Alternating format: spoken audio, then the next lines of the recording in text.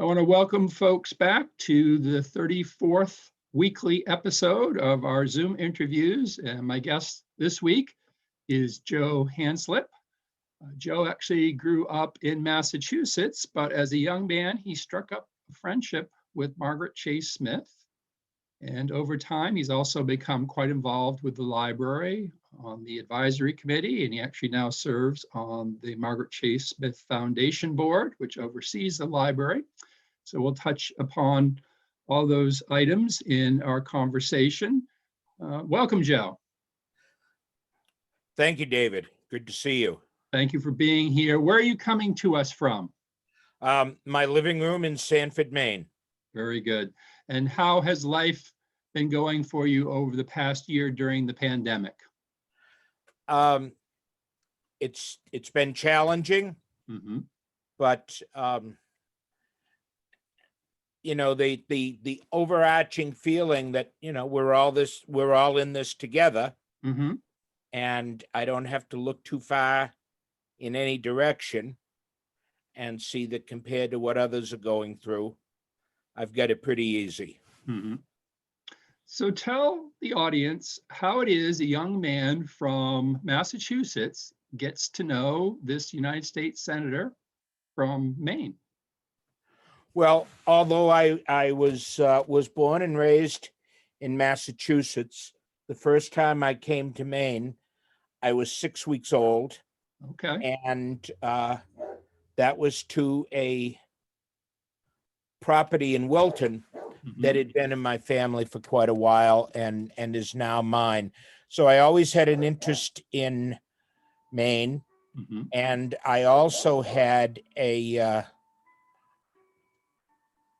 love of Maine, and I knew at an early age that Maine is where I wanted to live. I had written to Senator Smith during the 1972 campaign, and then I wrote again after she had lost re-election, and she wrote back, and we started writing back and forth.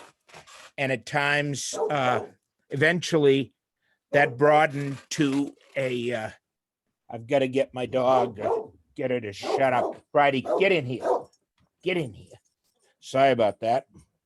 When she's not the center of attention, she's going to do what's necessary to make herself the center of attention. But anyway, the correspondence eventually broadened to include General Bill Lewis, and a very nice friendship developed out of it. And I know around the time, in the period of time between when Senator Smith died and her memorial service, and I was at the library or visiting with other people in Skowhegan, I ended up being introduced to a couple other people who had had similar experiences where, one letter to Senator Smith began a correspondence. And I remember thinking at the time, at that point, she was out of office, but she was traveling around the country as a Woodrow Wilson Fellow. And she and General Lewis were meeting with various people to get the groundwork for the Margaret Chase Smith Library. And I don't know where she found the time for all this. And I know when she was in office, her correspondence was very important to her.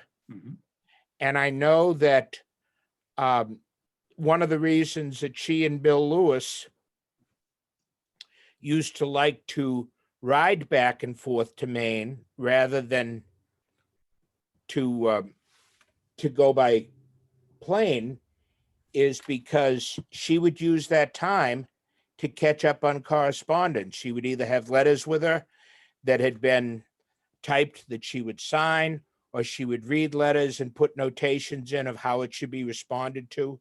And then for many years, in between when she was out of office and when Angie Stockwell came on board, she typed her own correspondence too. I don't know how she found the time to keep up with it all. Mhm. And to the best of my knowledge, um,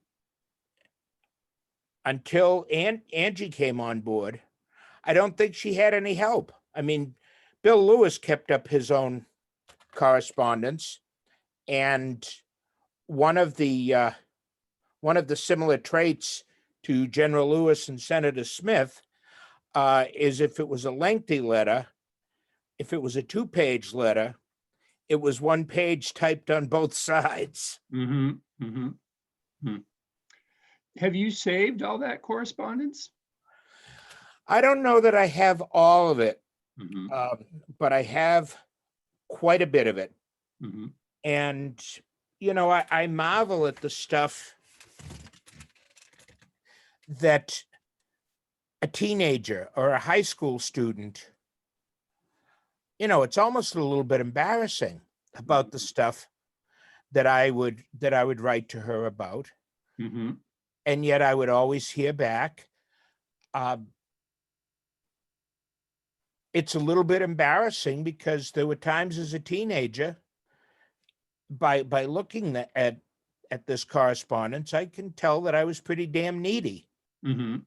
And you know, yet she always responded. She took an interest, and that interest, you know, broadened into a wonderful friendship, one of the most meaningful friendships in my entire life. And as a result of all of that, she became friendly and close with my parents as well. Mhm. What prompted that initial correspondence? You know, I come from a politically somewhat involved, but Mhm. definitely observant family.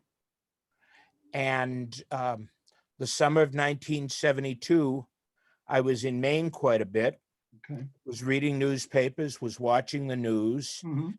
And that was really when I first started reading up on Senator Smith. Mhm.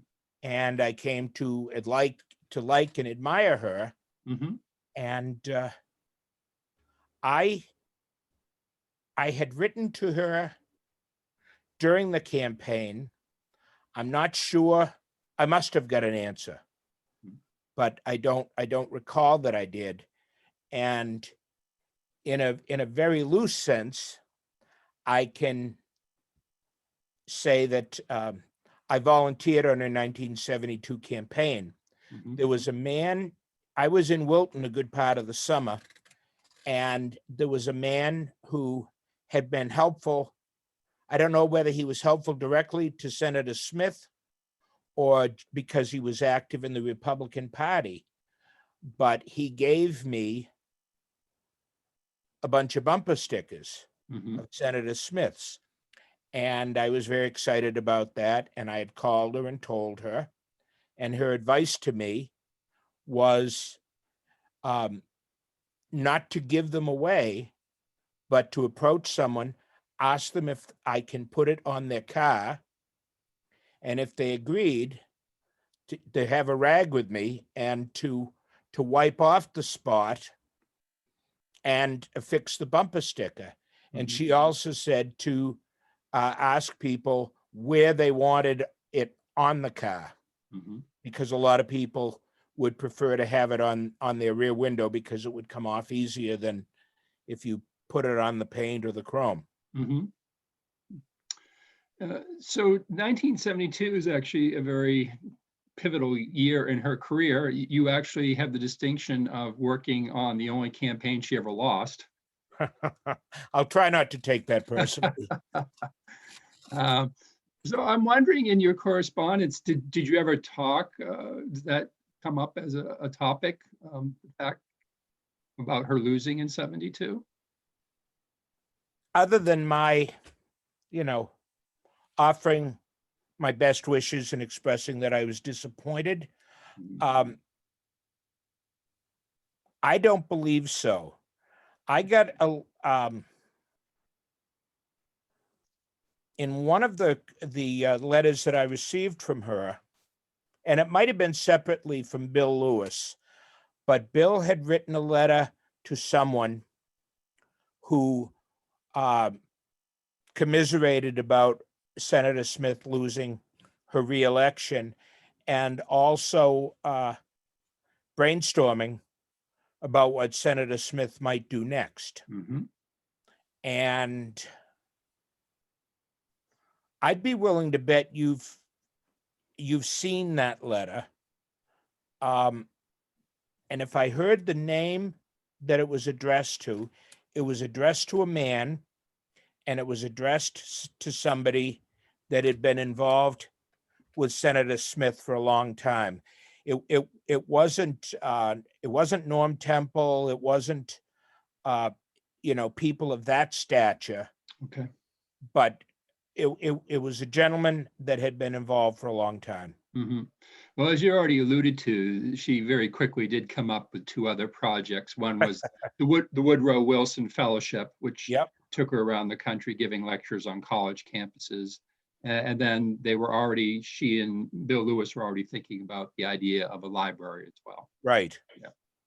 It's interesting. I just want to interject for a minute, how it didn't take too long before she went around to college campuses around the world, because it was around the country, because it was in 1972 that she experienced one of her most challenging, difficult events, and that was what happened at Colby College.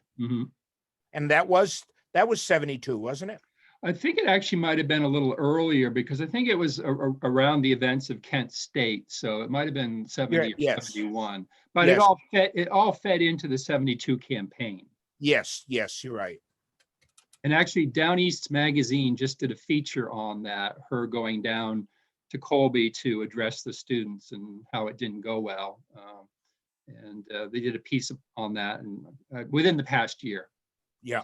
You check back on your Down East magazines, people can read more about that. So when is it that you actually first met Margaret Chase Smith? I would say it was the summer of 73, because I know it was in the warm weather, and I know that my parents and I were staying at the farm in Wilton, and farm is kind of a euphemism. It was a farm for many years, and we still refer to it as a farm. But other than harvesting timber or renting out pasture for beef cattle, it hadn't been farmed since probably 1947. So I'm pretty sure it would have been the summer of 1973. And I went up there. I didn't have a driver's license then, and went up to Skowhegan, and my parents came in with me to meet Senator Smith. And then they left, and Senator Smith and I visited. I don't recall how long it was for, but General Lewis came back and he was part of it. And then my parents came in and visited again, and then we left. And not just in that first meeting, but in subsequent meetings, what were your impressions of Margaret Chase Smith, the person, as opposed to this political figure you see in the newspaper and on the news? She remained relevant, and relevant politically, but also relevant in the lives of others, because she was so well informed. And I'm trying to remember, I think in the mid-70s, she was still able to read quite a bit. It wasn't until later on, maybe even in the early 80s, before the macular degeneration really took over. and even after that, she had this, excuse me a minute. I apologize. Bless you. She had all around the house, whether it was Skowhegan or Cundy's Harbor or Silver Spring, there were these, they looked like a flashlight that had a magnifying glass on it. Mm-hmm. And when, depending on how well she knew somebody and how close she felt with them, it would kind of surreptitiously come into use if somebody was there. Mm-hmm. Or she would put a newspaper or a book either on her lap or on a table, and she would scan over it. Mm-hmm. Certainly she listened to the news and watched the news on television, but she was still having a fair amount of contact with people that she had served with in Washington. Mm-hmm. And she was remarkably well informed. And when she listened to the news on the radio, read it or watched it on television, it was through the lens of 32 years Mm-hmm. in Washington. More if you consider the time that she was Clyde's secretary, and even more if you consider the time that she was involved with the state Republican Party. And I don't know whether it was a natural gift or whether her interest and quest for knowledge made it so, but she was a keen observer for a long time, and she retained it very well. Mm-hmm. So you wound up knowing her for over 2 decades. What are your enduring memories of her 25 years later, 26 years later? Just what a wonderful lady that she was, Mm-hmm. and a friend in the truest sense of the word. Mm-hmm. When I was a police officer and I got injured in the line of duty, I don't even know how she knew. I mean, I was living and working in Massachusetts, but my parents got a call from her. She called me at the hospital. At some point while I was still in the hospital, so it would have been the spring of '87, there was some terrific floods. Yes. And she sent me a subscription to the Central Maine Morning Sentinel. Mm-hmm. So I would be more aware of that. Mm-hmm. And I'll never forget when her husband Clyde was on the Highway Commission. Mm-hmm. I forget which bridge it was, and it might have been the old one in Norridgewock, Mm-hmm. About a mile from Senator Smith's home. But a lot of bridges went down the river, and that bridge was still there, and it was standing tall. And Margaret was particularly happy about that because one of the things that they went after Clyde for politically, was that his time on the Highway Commission, was pork for his friends, and he didn't know what he was doing, and it was slipshod work. And several bridges, including one in Fairbanks, which is part of Farmington, went down the river, and that bridge stood tall. I got several notes from people at that time that started with, Senator Smith told us, about your injury. Mm-hmm. And I get cards or nice little things in the mail, a lot of the time from people who were on the old advisory committee. And as you know, in the early days of the advisory committee, it was really made up of people who either had personal or professional relationships with Senator Smith. And it really became quite a family. And I was very fortunate to get to know some of these people. Mm-hmm. She really remained contemporary. Mm-hmm. Like you said, she remained relevant. Right. Yeah. And she was very interested in what young people were thinking, what they were feeling. And, but she, she was, in some ways, she was like a grandmother, she wouldn't poo-poo you. She wouldn't blow sunshine at you. If she was disappointed in you, you knew it. When I left college to go on the police department, she was very disappointed. I didn't mean that she cared for me any less, but she was disappointed. And years later, I found that she was spot on.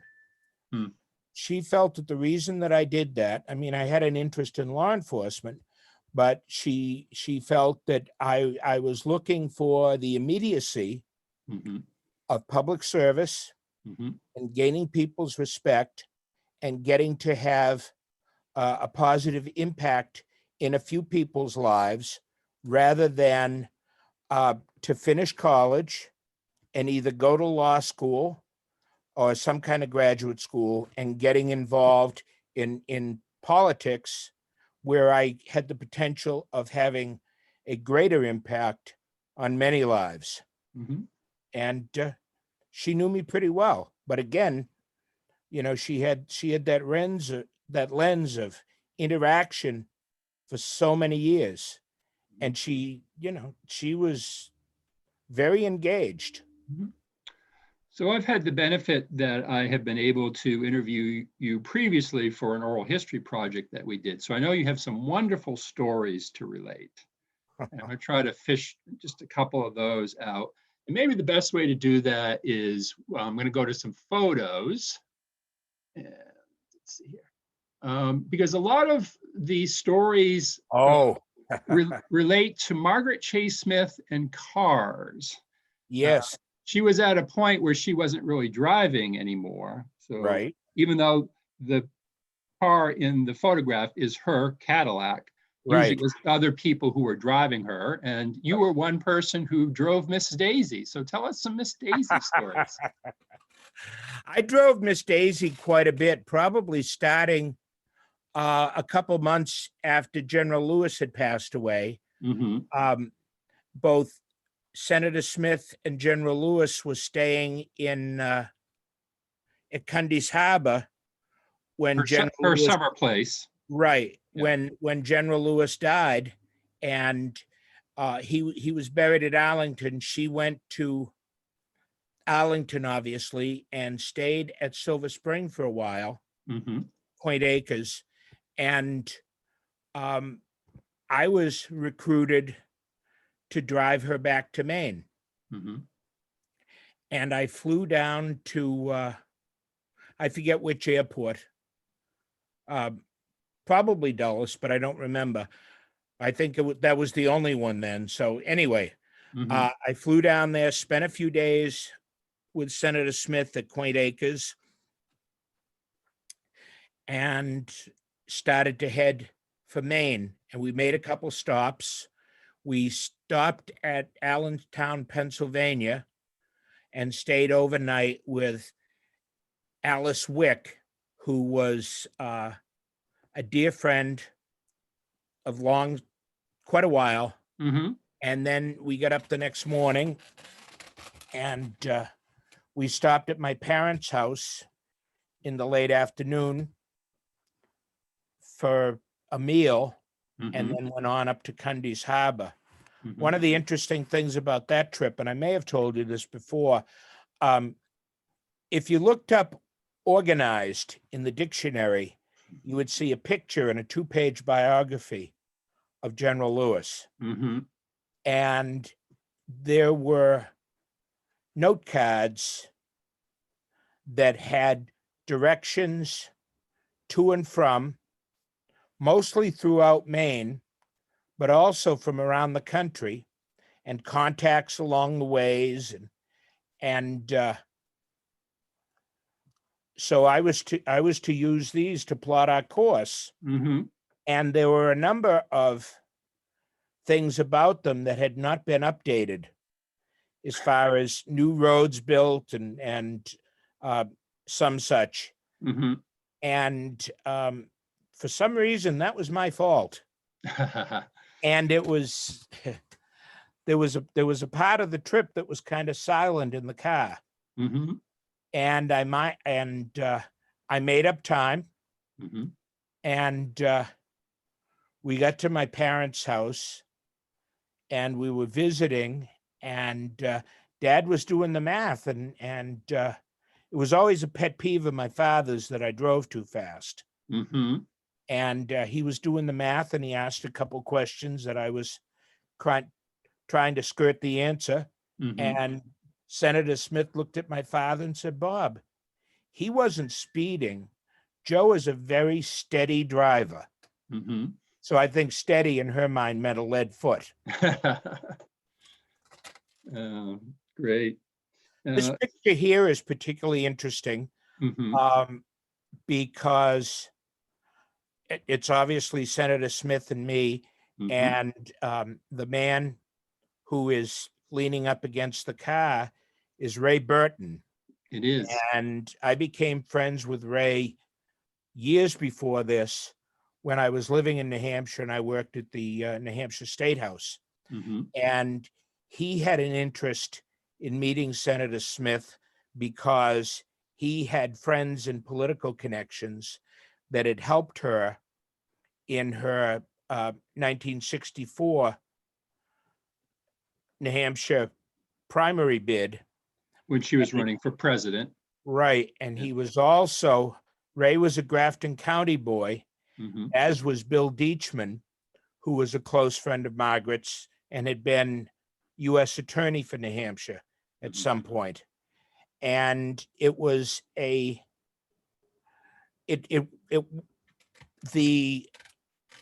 visit took on a whole other dimension because Clyde Smith had been on Maine's governor's council back when it was extremely powerful.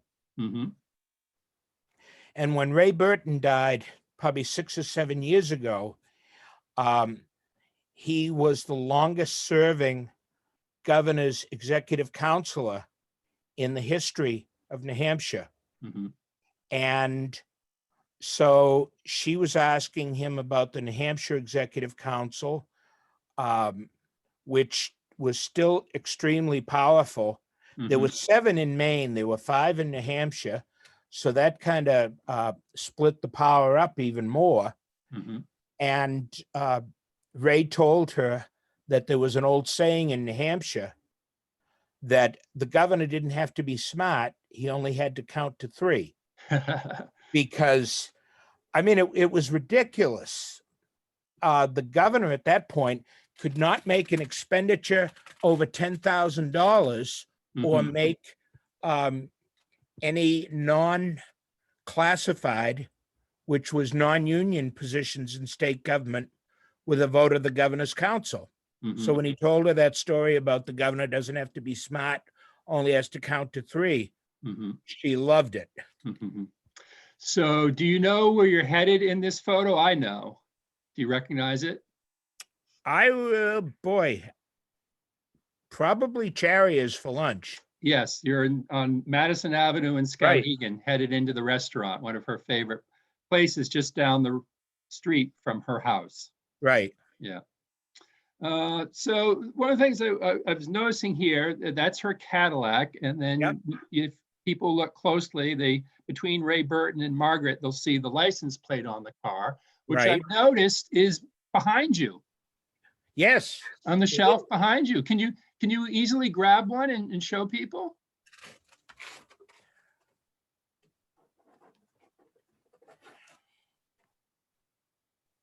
So I also have a photo of one of the license plates up as well. Yes. So what's the story behind these special license plates?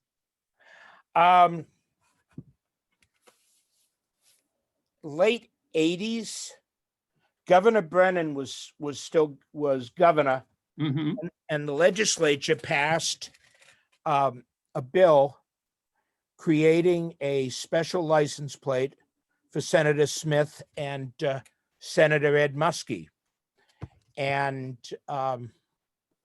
they were rolled out and presented to them. I believe there was a luncheon in Augusta. I did not attend that. And that was the story on it. The plates were not actually registered to the vehicle. It was like a legislative license plate. You had to register the vehicle, but you could put this plate on it. And is it fair to say, Joe, that you are a license plate collector? It sure is. And your specialty is these ones that sort of have the political dimension to them, isn't it? Right, political and low number license plates. Yeah. And low number license plates definitely have a political connection, because there was a saying in law enforcement that somebody that has 4 numbers knows somebody. Somebody that has 3 numbers is somebody. Oh, interesting. And if I ever get to it, I am going to write a paper on the politics of low number license plates. And I knew Paul McDonald, a former Secretary of State, very well, as did Senator Smith. And I interviewed Paul on it a couple times. Interviewed Rodney King on it a couple times, who was another longtime Secretary of State. And I hope to do that. I hope to write something from those notes that I have. But yeah, I've been interested in license plates since probably 7 or 8 years old. Yeah. My paternal grandmother was downsizing. She was moving from a big house to a smaller house on 1 floor because of her age and health. And the day of the move, I was underfoot and driving everybody crazy. So it was suggested that I go up in the loft over the garage and see if there was anything that needed to be taken. And there was a box up there with old license plates, going back to, 1910 and before, that had been in the family, and they were just put in a box, up to the present day. And in a few situations, there were numbers that I recognized that were still on cars driven by members of the family. So that's what kind of hooked me. Yeah, very good. So you've mentioned a couple of things that I want to circle back to. You mentioned that you stayed at her home in Silver Springs, Quain Acres. What are your recollections of Quain Acres? I mean, it was very nice. It was interesting.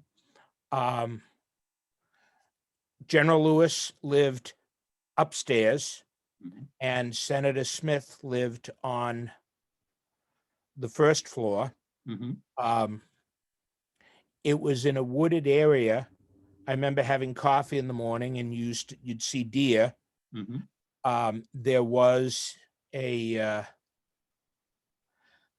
cement pool that hadn't been used in quite a while. It was covered. It had been the home of General Lewis's parents. Okay. And Bill had an apartment either up and down. I forget which was which. But when I would be there, we would visit and have meals, which Bill prepared downstairs. And then he and I, when everyone retired from the evening, I would go upstairs with him, and sometimes he and I would talk, or he showed me something interesting. And then, but I had a bedroom upstairs, and then in the morning, we go down to Senator Smith's for coffee and breakfast. The desk that you have and a number of the bookcases, and I don't know if that library table was or not, but I know the desk had been General Lewis's. And that was... It's actually the desk I'm sitting at right now as I speak to you.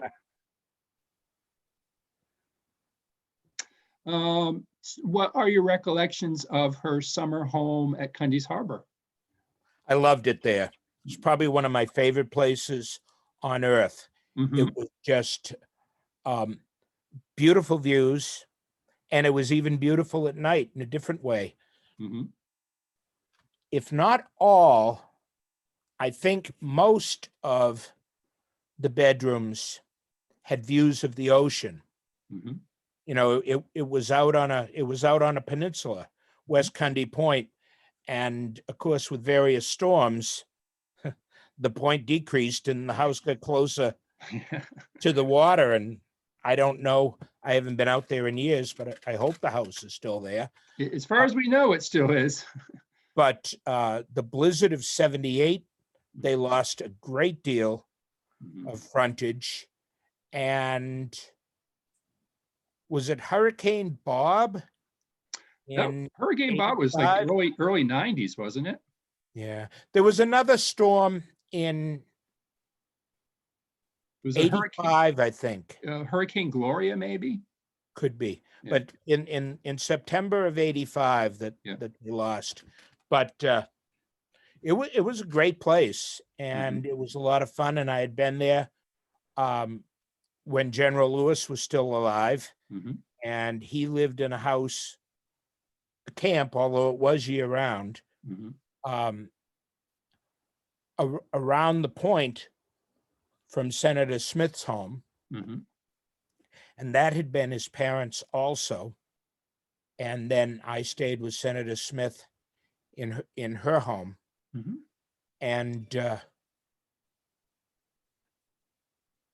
I had something that I wanted to mention and I lost it, but hopefully it'll come back. Right. One of the neat things about going there was obviously the Brunswick Naval Air Station was still in operation. And when the planes would be coming in from submarine patrol, these huge spotlights that were on the bellies of the plane would be not always, but often illuminated. And when they would make their approach across the water, it looked like a walkway of silver. Oh, interesting. And it was just beautiful. There was a lot of wildlife around there. One afternoon, after lunch, beautiful summer Sunday day, and I went out on the rocks to just lay out in the sun and read a book. And Senator Smith had, prepared a container of water and an apple for me to bring. And I fell asleep. And when I woke up, the apple was gone. And Senator Smith told me later that she happened to watch as a deer just watched me for a long time, figured out I wasn't moving, came down, grabbed the apple, and left. Wow. We used to get lobsters was it Holbrook's store? Holbrook's, yes. Right. Yeah. We used to get lobsters, and one of my tasks was to take a big pot and go down on the rocks and fill it with seawater. And General Lewis would do the cooking when he was alive. And then afterwards, Helen Norton would do the cooking. And once while I was down getting water and Bill Lewis was still alive, and he was hollering something to me, and I couldn't understand what he said. And I stood up and said, "What?" And what he was hollering me at was to warn me about a wave that was coming in. And I got soaked. I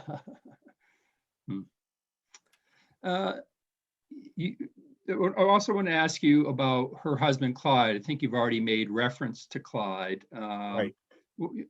What other memories do you have of things that she would have told you about her husband, Clyde? Well, I was, during the time that I was a police officer, she told me several stories about him being the sheriff of Somerset County. And I believe he was elected sheriff before he was old enough to vote. Mm-hmm. I believe not soon after taking office or being elected, he became 21. But at that point, he couldn't have voted for himself. Mm-hmm.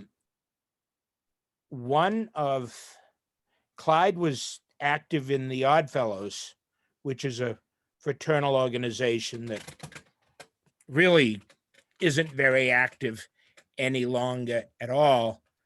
And, I'm sure Clyde at a pretty young age always had an interest in politics, but he genuinely liked people. Mm-hmm. And one of the entertainments that he would do for a Oddfellows event, like not a ritualistic meeting that the Oddfellows had, but like a dinner or something like that. He was an amateur hypnotist. Mm-hmm. And so he was pretty good at that. And he was not sheriff during Prohibition, but he was sheriff when the Maine law was in effect, Mm-hmm. barring alcohol in the state of Maine. And he received some type of high recognition for being the most successful sheriff in booze busts. Yeah. And if somebody was arrested and they were taken to the jail, he would go in and hypnotize them and find out either where the hooch was or where they were getting it from. Mm-hmm. Can you imagine what the ACLU would do with that today? I was just wondering about whether that would pass muster today. It would not. But he got some wide recognition for that. Yeah.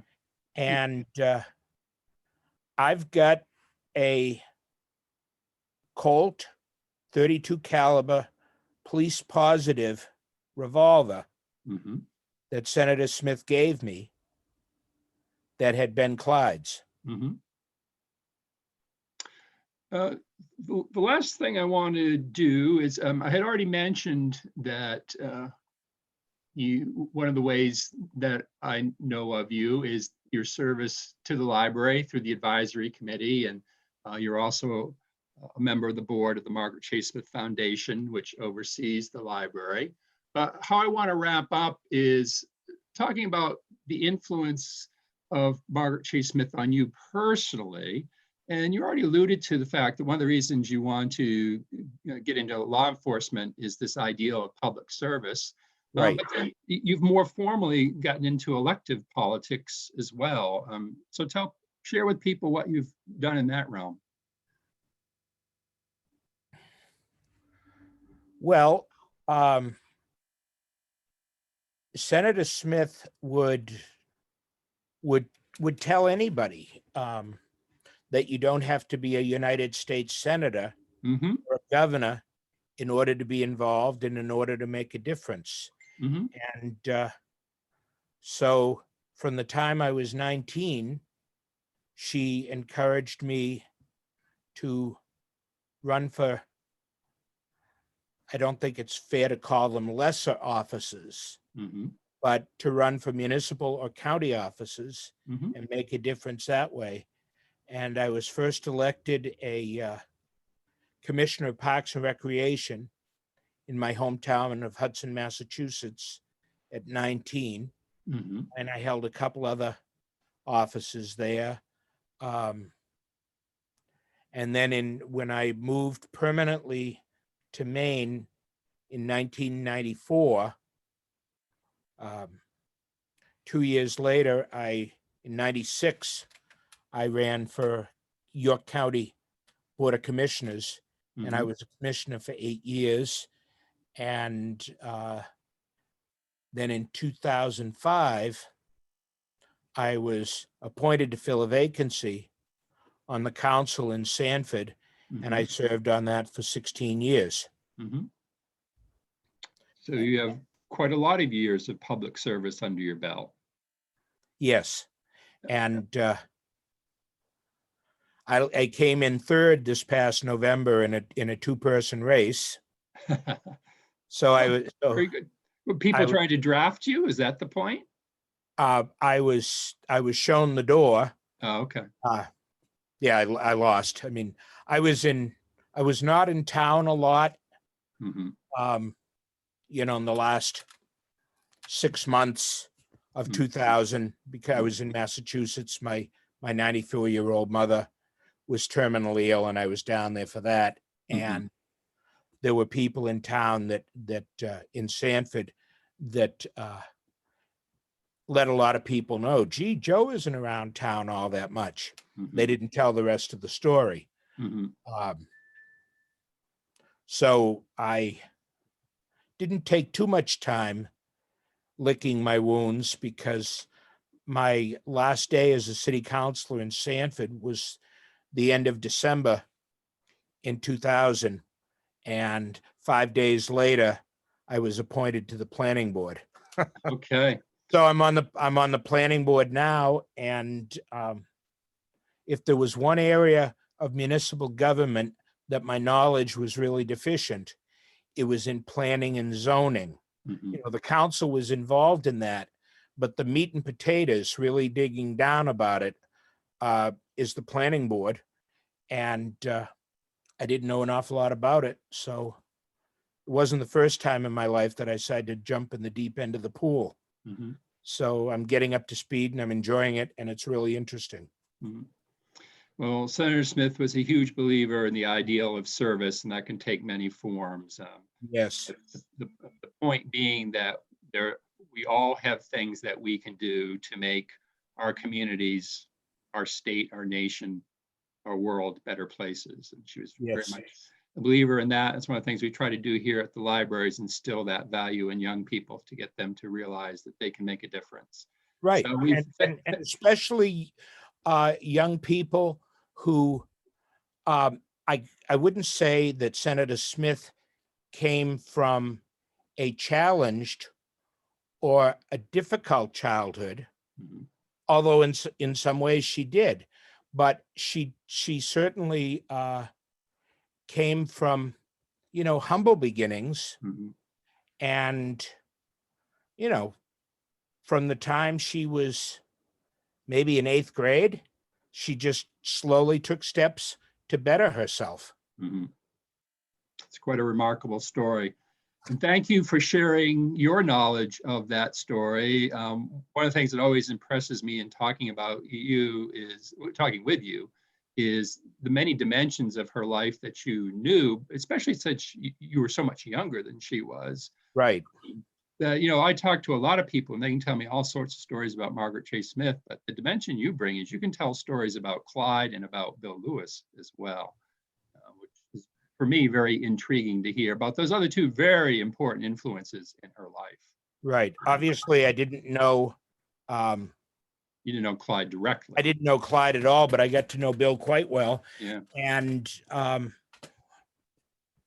he told me one time that he was skeptical of me when we first became acquainted, because I was from Massachusetts. And he was not a fan of the Kennedys, but possibly with the exceptions of Leverett Saltonstall or Henry Cabot Lodge, Senator Smith didn't have the warm and fuzzies for Massachusetts either. Well, we're glad you came over, crossed the bridge, came up to Maine. And one of the best decisions I ever made. Again, thank you for your public service, and thank you for your service to the Margaret Chase Smith Library through your work on the foundation. Thank you, David. I've enjoyed this. All right, bye-bye.